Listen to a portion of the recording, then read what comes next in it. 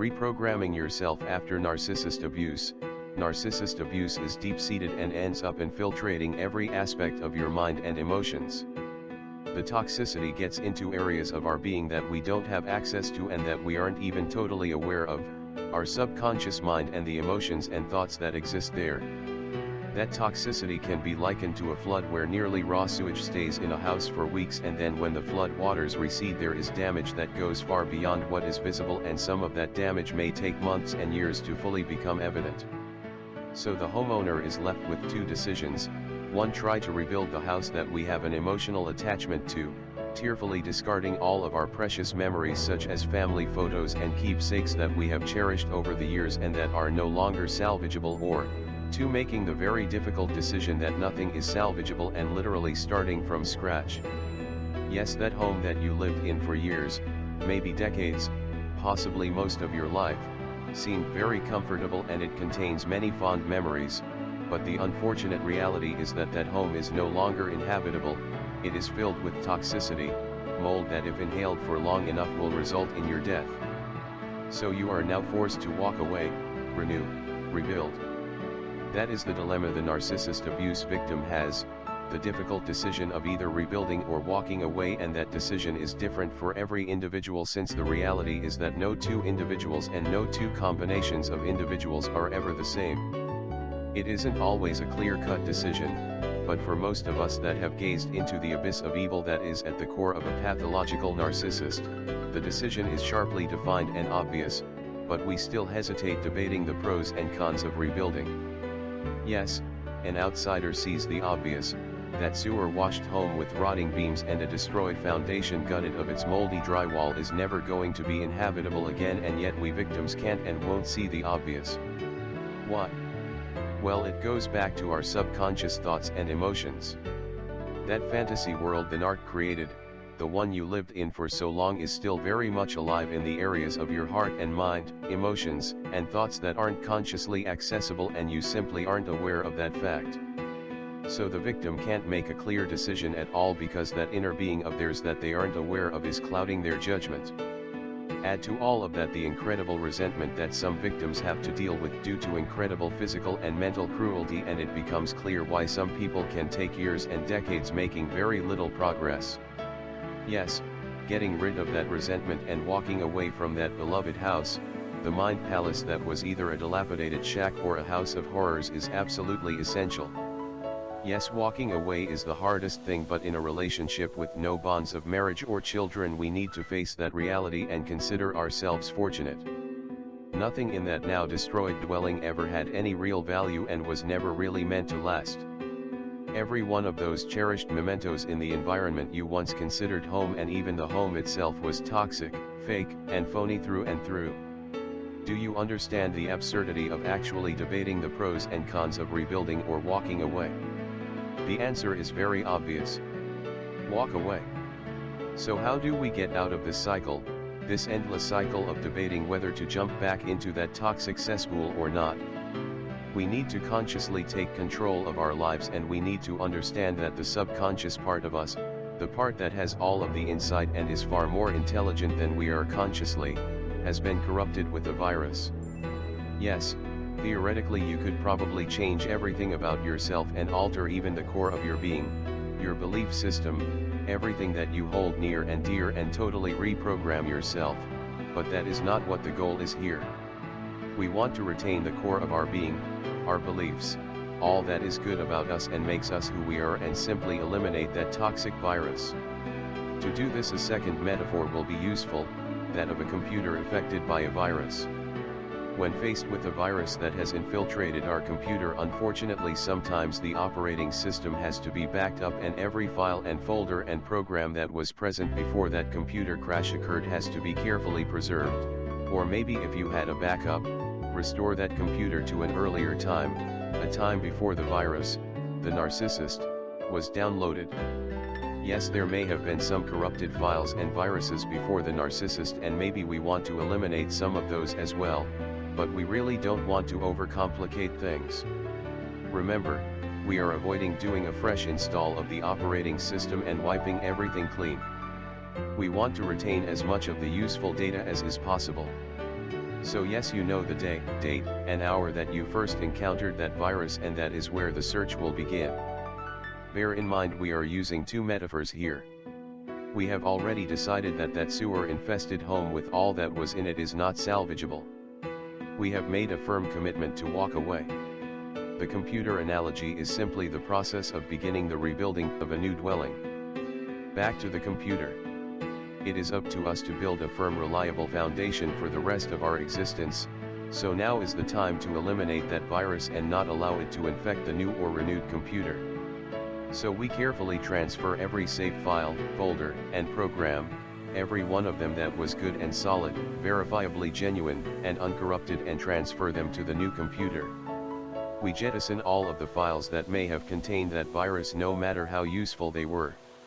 If we are really in need of that program, such as a video making program, we isolate that program until we are sure it is safe. We carefully rebuild and back up each successful configuration of that computer of ours, gradually getting back all of the functionality previous to the narcissist. Yes, along the way we may decide that some previous programs that we had are best not reloaded onto the new computer, but that is not essential. The important thing is to purge the narcissistic virus once and for all. So what does all of the above mean in the real world, the world of the victim? Well, the victim has to isolate all of the toxicity in their life and realize that much of that toxicity exists in the inaccessible portion of their mind. So what is the victim to do? There are numerous ways to reprogram the subconscious, but I will give you the Christian version. Those who want to take the secular approach are welcome to do so. Those secular approaches include meditation, subliminal messages, creating metaphors to try and define the situation you are in, music, changing your brain's alpha waves, visualization, repetition, using a peak positive occurrence in your life as an anchor event, etc. I will not be interested in any of these methods. I consider them potentially dangerous and will not recommend them. So let's approach this situation from a Christian perspective and keep things very simple. 1. Learn to pray to God. Get on your knees and humble yourself and begin a daily prayer time for yourself. That is the quickest way to start reprogramming your way of thinking, by reinforcing the fact that God, not you, are in control. James MacDonald of Walk in the Word gave a comprehensive series of sermons on how to pray. We should realize the importance of prayer and using that prayer as a way of understanding God's purpose for our lives, not giving God commands. 2. Yes, we want to eat right, get adequate sleep, and certainly rekindle our connection to the Creator, Almighty God, not just in prayer, but as an integral part of our daily existence. 3. We need to isolate the resentment and need for vengeance, and again remember that God will do a much better job of repaying that narcissist than we could ever do. God commands us to stay out of his way, make room for him so that the narcissist can get the proper reward for their treachery and evil. Make no mistake at all, the narcissist will pay for every ounce of what they did to you, with one exception: if they give the huge debt they owe to Jesus, and he will relieve them of their debt. But that requires the narcissist to genuinely submit to God. The chances of that are slim to none, but again, that is not our problem. We just want that narcissist, every last vestige of them, out of our lives. When thoughts of vengeance, anger, hostility arise, we continually have to affirm to ourselves, "Vengeance is mine, saith the Lord." Eventually that thinking will override the subconscious need for settling the score or getting even. 4. We have to break that false notion that the narcissist ingrained into us, that we had a lifetime partner that would be there for us forever. That person we loved and that we still subconsciously want back in our lives never existed. So every time we have those feelings of nostalgia, we need to remember the true nature of narcissism and the reality of what was going on in their minds. Just to cover some of the highlights, let's go down a brief list. The narcissist never loved and never cared about you. The person you loved was a false persona, a mask with no substance below the surface. 5. We have to realize that the bright future together that you visualized in your mind and somehow were always frustrated by the narcissist from achieving, was nothing more than future faking. The narc purposely made it seem like that paradise was just over the horizon, then surreptitiously threw up roadblocks to achieving that paradise. Yes, the narc blamed you for the roadblocks, but let's be clear, the narc is without a doubt the one that placed them there. So you need to continually tell yourself that endorphin-producing thought process of being in bliss by thinking of your life with that narcissist is nothing more than crack cocaine. It warps your thinking and is literally a dysfunctional addiction. Keep on telling yourself that you are not dealing with reality when those flights of fancy occur in your mind. 6. We have to analyze our time with the narcissist and reinterpret all of what occurred in that relationship, but more specifically we have to stop blaming ourselves. Yes, the narc left, and on top of all of that they made you feel like you were the one to blame. Think about the reality. The narcissist accused you of being fake and disloyal while they are the ones that were in a new relationship and left you behind without a single opportunity to understand or defend yourself, and with no explanation. The narcissist lies through their teeth and then accuses you of being a liar. The list goes on. Bottom line, once you see clearly what was going on in that relationship, you can clearly see who the perpetrator and who the victim was.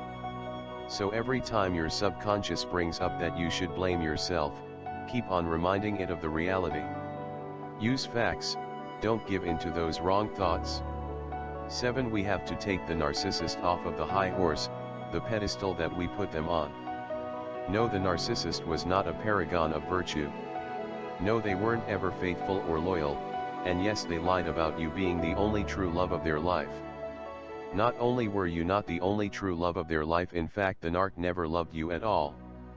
The narc never had honorable intentions towards you, the narc never cared, the narc was not good for you, the narc never really made you feel good about yourself, the narc never built you up, they were constantly tearing you down, the narc was your great misfortune, not your fortune.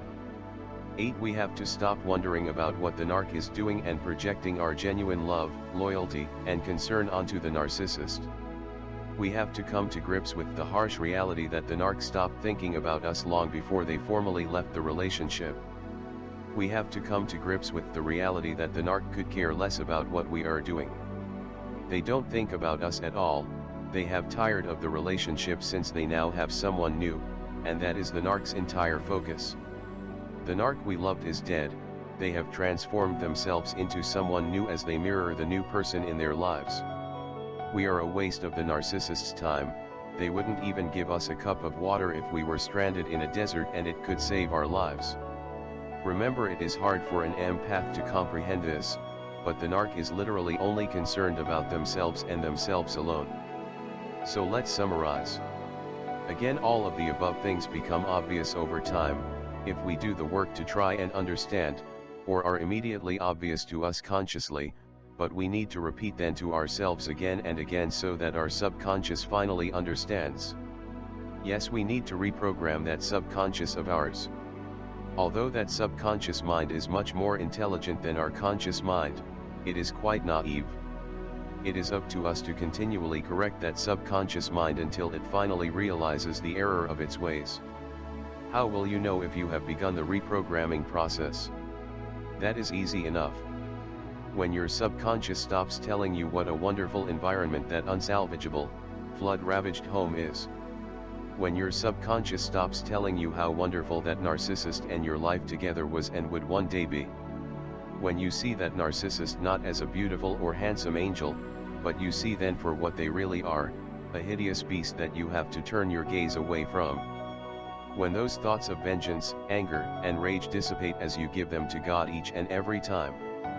When you start thinking clearly and there is positivity in your life and your attitude once again. When joy returns and you have gotten yourself back. When you are whole inside and you feel your own presence and hopefully also the presence of the Holy Spirit, God in your life. So the bottom line is this. You can tell what is going on in your subconscious mind very easily, since it is the source of all of the dysfunctional thinking that still binds you to that unsalvageable relationship with the narcissist. We reprogram that subconscious by gently, carefully, and continually showing it the error of its ways. Success is achieved when the subconscious finally agrees with what any outsider can clearly see. Whether it be a house beyond repair or a narcissist, an outsider can clearly smell the sewage, can clearly see the ugly results of flood damage, and clearly sees that the victim has to move on. If you can't see that yet in your life, that is not your fault, but it is my sincerest hope that you gently remind your subconscious that it is not thinking rationally, and hopefully you will begin the process of healing yourself.